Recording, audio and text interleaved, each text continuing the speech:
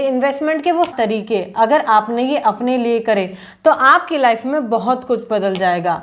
जैसे कि अगर मैं सबसे पहले अगर आपको कहूँ तो आपको फाइनेंशियली गोल बनाने चाहिए, जिसके ज़रिए आप उस पर थोड़ा सा टाइम स्पेंड कीजिए कि मैं फाइनेंशियली गोल कैसे बनाऊँ, मुझे 1 साल बाद क्या पाना है, मुझे 1 साल बाद कहाँ जाना है, मुझे कितने रुपए कमाने हैं, कैसे कमाने हैं।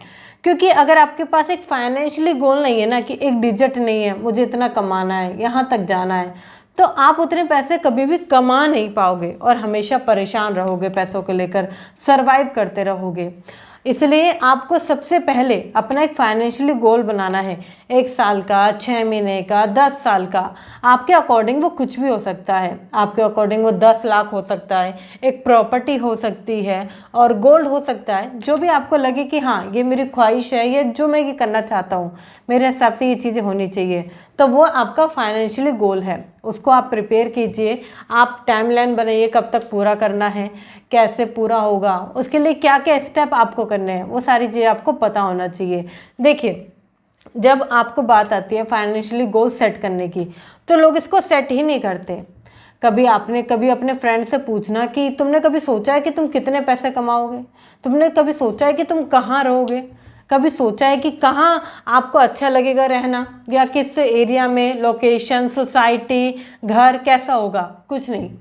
इतना भी नहीं, वो ये भी नहीं सोचते कि आने वाली नौकरी कौन सी करेंगे वो, और वो सैलरी कितनी होगी जितनी वो चाहते हैं, उन्हें कुछ नहीं पता होता, जिसकी वजह से उनका कोई भी गोल सेट नहीं होता और लाइफ में वो कभी आगे नहीं बढ़ पाते। मैं आपको बताऊं, जिन लोगों का कोई गोल सेट नहीं होता कि कितना पैसा कमाना है, कहाँ तक जाना है और कितने समय में करना है, उनकी लाइफ का कुछ अता पता नहीं होता। उनकी लाइफ के डिसीजन कोई ना कोई और लेता है। जैसे कि क्या होता है, जो खुद से डिसीजन मेकर नहीं है या खुद के डिसीजन उसके सही नहीं चलते, तो कोई फिर उसके लिए कैसे भी डिसीजन लेता है, जिसके क्या नतीजा होता है मैं आपको बताऊं, उसका नतीजा सिर्फ एक ही होता है कि रिस्पॉन्स सही नहीं निकलता वहाँ से। वहाँ पर आपको पता चलेगा वो पर्सन भी परेशान रहेगा जिसके लिए डिसीजन लिया गया है, और वो पर्सन भी परेशान रहेगा जिसने डिसीजन लिया है, क्योंकि वो खुश नहीं रहेगा पहला पर्सन कि मुझे क्या करना था, मैं यहाँ हूँ, वो हूँ, सारी चीज़ें। और दूसरा पर्सन इसलिए परेशान रहेगा कि कहीं ना कहीं मैंने पहले पर्सन के लिए शायद कुछ अच्छा नहीं किया और वो कहीं ना कहीं प्रॉब्लम में है। तो एक फाइनेंशियली गोल बनाना आपके लिए ज़रूरी है, जिससे कि एक टाइम बाउंड आपके पास हो, कितना समय लगेगा, कितने रुपए कहाँ कमाने हैं, कहाँ तक जाना है, ये क्लियर आपके पास होना चाहिए। इसी में अगर मैं कहूँ तो आपको बजट बनाना चाहिए। बहुत सारे लोग बजट नहीं बनाते, उनकी इनकम का कुछ भी फिक्स नहीं होता कि कितना वो कमा रहे हैं। हाँ, अब आप कहोगे मैं फिक्स तो है कि हम 35,000 25,000 रुपये कमा रहे हैं, बट इसमें एक चीज़ होती है कि वो कितना भी खर्च कर देते हैं, उन्हें पता नहीं चलता। उनके पास कभी भी सेविंग नहीं होती, एक सही इन्वेस्टमेंट नहीं होती। इसलिए इन दोनों को मैनेज करने में थोड़ा टाइम लगेगा। ठीक है, आप अपनी इनकम का कैटेगरी बनाइए, कितनी इनकम आती है, कितनी जाती है, कितनी ग्रोसरी में जा रही है, कितनी बचती है, कितनी एक्स्ट्रा लगती है, कहाँ पर आपके फजूल खर्चे होते हैं, ये सारा आपको बनाना, मेंटेन करना ज़रूरी है। इतना ही नहीं, आपको इसके साथ साथ ये भी मेंटेन करना ज़रूरी है कि आपके जो फाइनेंशियली गोल हैं, अगर आप ये सारी चीज़ें रेगुलर बेसिस पे करते हैं, क्या आपके फाइनेंशियली गोल पूरे हो पाएंगे। क्योंकि ऐसा नहीं सिर्फ हवा में बना देना है कि मुझे 10 लाख रुपए कमाने हैं और टाइम पीरियड भी पूरा हो गया बट आप कमा नहीं पाए। इसके लिए आपको पता होना चाहिए, पूरे इनकम के बजट आपको पता होना चाहिए, पूरे सेगमेंट, सारी चीज़ें पता होना चाहिए। उसके बाद ही जो आपका फाइनेंशियल गोल है उसको पूरा कर पाओगे।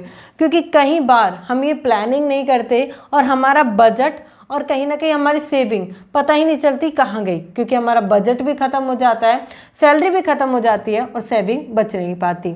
सेकंड इन्वेस्टमेंट आती है आपकी, आप रिटायरमेंट फंड तैयार कीजिए। क्योंकि अगर अभी तक आपने अपना रिटायरमेंट फंड तैयार नहीं करा है तो बहुत बड़ी गलती आपने कर दी है।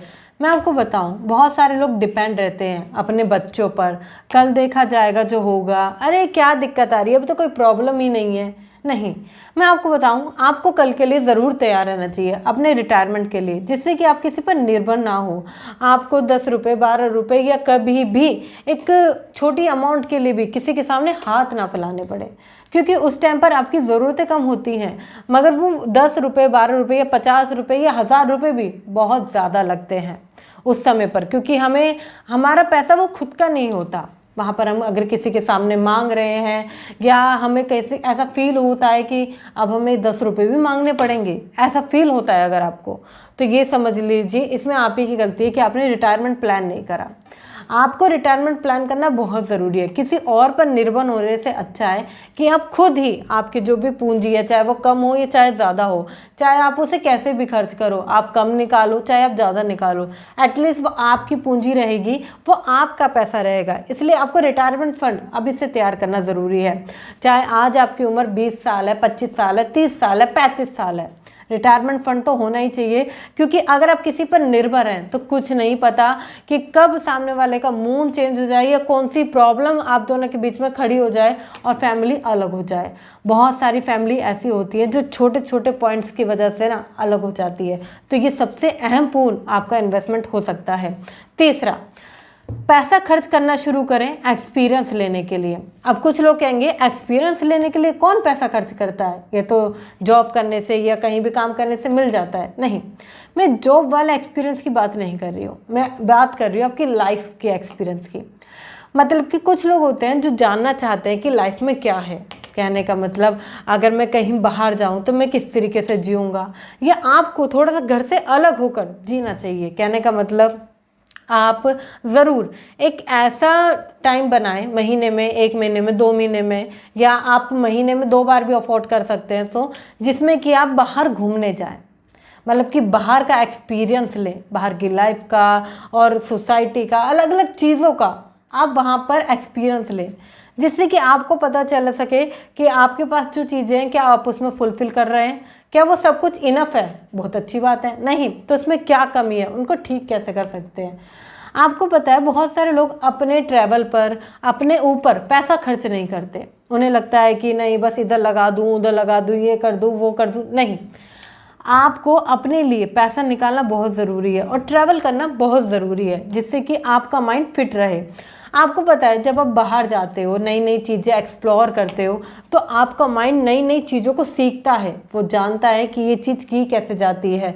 अगर वो समझ नहीं पाता तो वो समझने की कोशिश करता है कि यहाँ तक पहुँचा कैसे जाएगा और मैं इतना पैसा कैसे कमा सकता हूँ, ये इतना बड़ा होटल खोल के कैसे बैठा है, ये पूरा टूरिज़्म कैसे चल रहा है। आप बहुत छोटी छोटी नई नई चीज़ें सीखते हैं, बार्गेनिंग सीखते हैं, आप सेल्स सीखते हैं, मैनेजमेंट सीखते हैं। आप इतना ही नहीं, बिजनेस भी सीखते हैं। देखिए, अगर आप बाहर कुछ सीखने के हिसाब से जा रहे हो तो बहुत कुछ है जो आप सीखोगे। तो खुद के साथ टाइम बिताना शुरू कीजिए। एक एक्सपीरियंस के लिए अपने ऊपर पैसा खर्च करना बहुत ज़रूरी है। जितने भी अमीर और सफल लोग हैं ना, वो लोग यही चीज़ करते हैं कि वो अपने लिए, अपने एक्सपीरियंस के लिए पैसा खर्च करते हैं। एक आम आदमी कभी भी खर्च नहीं करता। वो खर्च कहाँ करता है, अगर उसे कोई तीर्थ यात्रा करनी होगी ऐसी जगहों पर।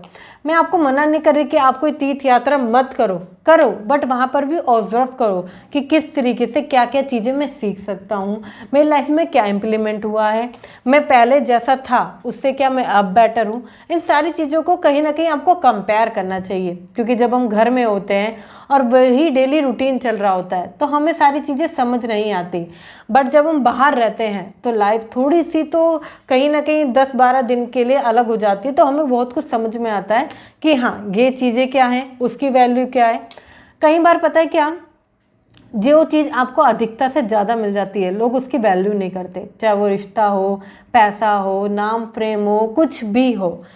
मैं आपको बताऊं, कई बार आपने ऐसा देखा होगा कि भाई बहन एक दूसरे की रिस्पेक्ट नहीं करते, बहन बहन एक दूसरे की रिस्पेक्ट नहीं करते। क्यों?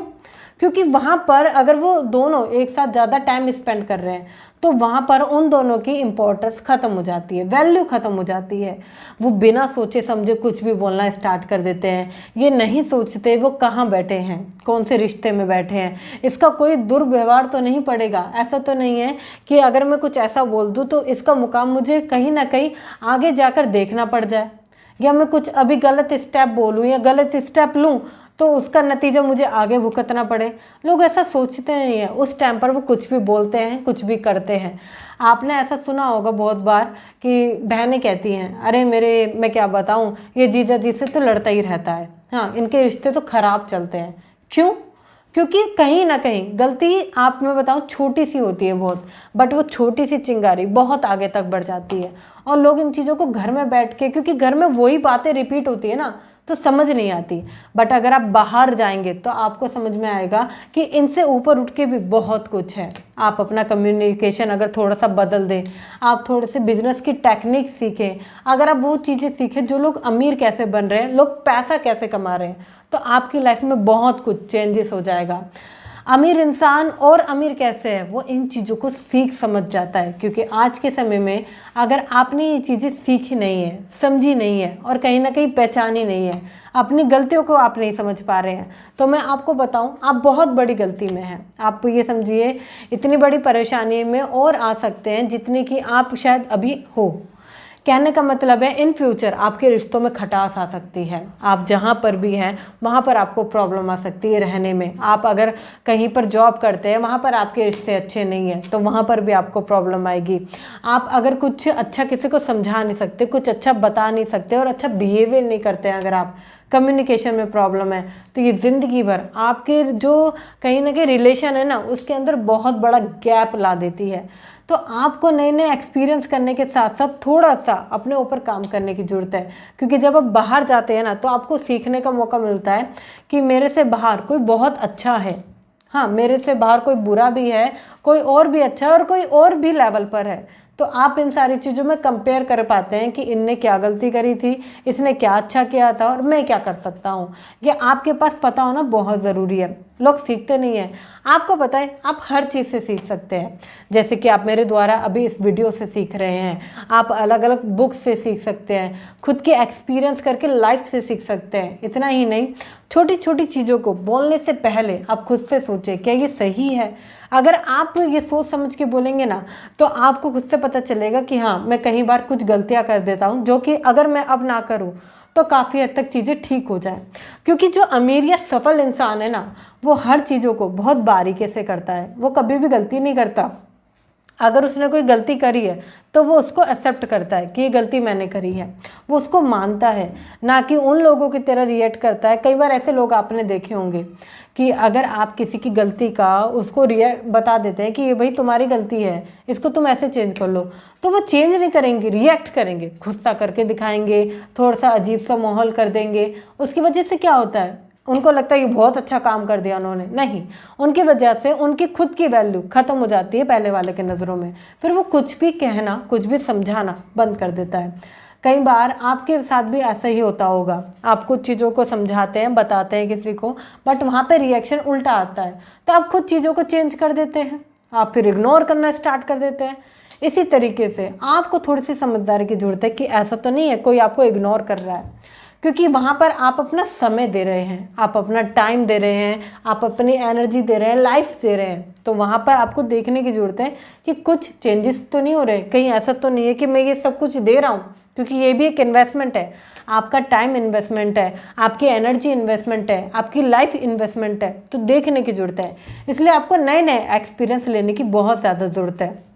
अगला इन्वेस्टमेंट जो आपका आता है, देखिए जब हमने ये सारा माइंडसेट पर अपना इन्वेस्टमेंट कर लिया, तो फिर आता है कि हम लाइफ कैसे सिक्योर करेंगे।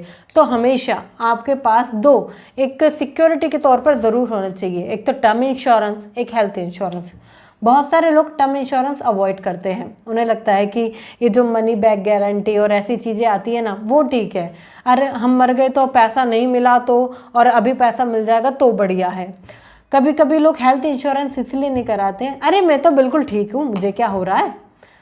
मैं आपको बताऊँ, लाइफ का कुछ नहीं पता, सच में लाइफ का कुछ नहीं पता, कब लाइफ किस मोड़ पर चली जाए। मैं आपको सच बताऊँ, एक समय ऐसा भी था जब मुझे लगता था कि सब सही है, सब बढ़िया चल रहा है, मगर जब मेरे फादर की हेल्थ ख़राब हुई, उनको नहीं पता, मगर मुझे हर पल बेचैनी रहती है कि पता नहीं कब उनकी हेल्थ बिगड़ जाए और शायद कुछ प्रॉब्लम हो जाए, कब उनकी हेल्थ बिगड़ जाए, शायद कुछ प्रॉब्लम हो जाए।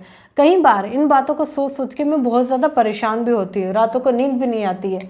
मगर फिर मैंने एक चीज़ सोची कि अगर मेरी कंडीशन ऐसी हो गई तो मेरे लिए कौन सोचेगा, और जो भी सोचेगा कहीं ना कहीं मैं एक परेशानी का कारण बनूंगी उनके लिए।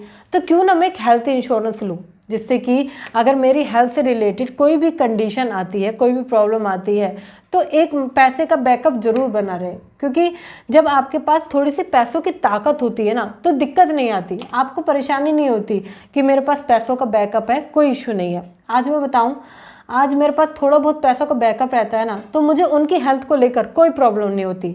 बट एक समय ऐसा भी था जब मुझे समझ नहीं आता था कि अगर कोई भी कंडीशन बिगड़ जाती है तो मैं पैसा कहाँ से लाऊंगी, मैं ये कहाँ से करूँगी, वो कहाँ से करूँगी। तो प्रॉब्लम रहती थी हमेशा, क्योंकि उन्होंने कभी हेल्थ इंश्योरेंस नहीं लिया।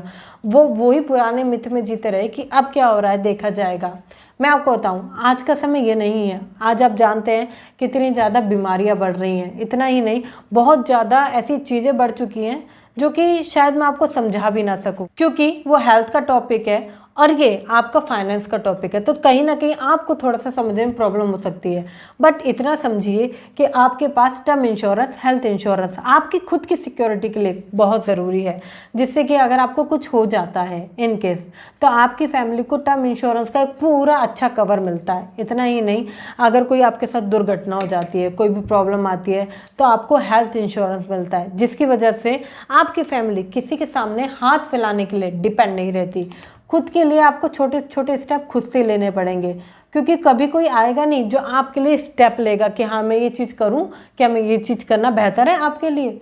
आपको खुद से ही स्टेप लेने पड़ेंगे। तो सीखिए और थोड़ा थोड़ा इम्प्लीमेंट कीजिए, क्योंकि जो एक अमीर आदमी है ना, वो इन्हीं चीज़ों को समझ जाता है।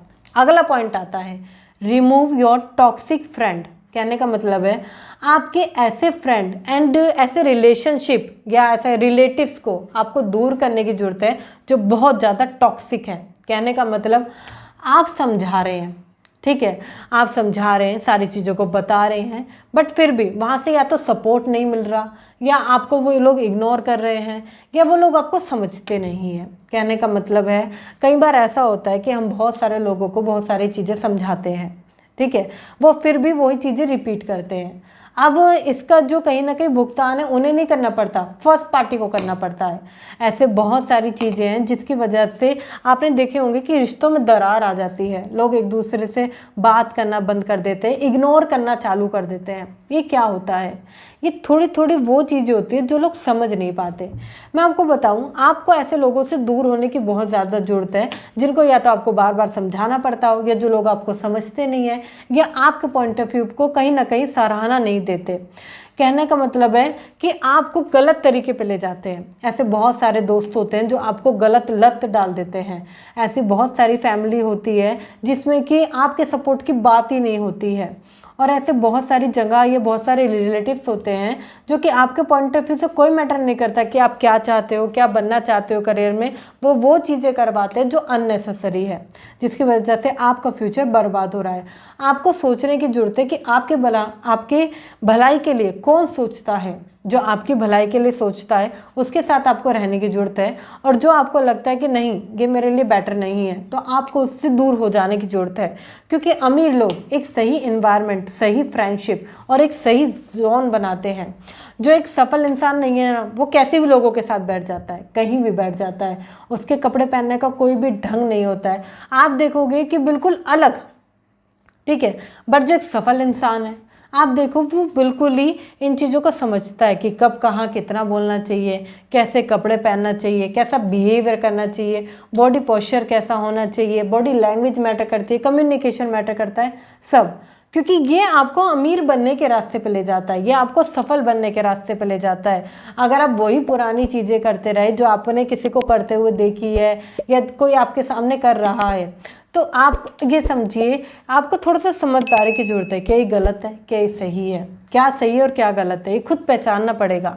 अगर आप गलत पॉइंट ऑफ व्यू से चलते रहेंगे तो आप लाइफ में कभी भी आगे नहीं बढ़ पाएंगे। बहुत सारी ऐसी चीज़ें होती हैं जहां आप इनमें फंसते चले जाते हैं। कुछ ऐसे फ्रेंड्स होते हैं जो आपको मूवी की, गलत चीज़ों की लत लगाते हैं, और गलत चीज़ों की आपको लत लगते लगते आप वो इंसान बन जाते हैं, आपकी लाइफ बिल्कुल डिस्ट्रॉय हो जाती है। आपको बहुत बाद में समझ में आता है काश ये ऐसे होता, काश वो वैसे होता, तो सब कुछ ठीक होता। तो आप अभी से चेंज करना शुरू कीजिए, एक अच्छा एनवायरनमेंट अपने लिए बनाइए।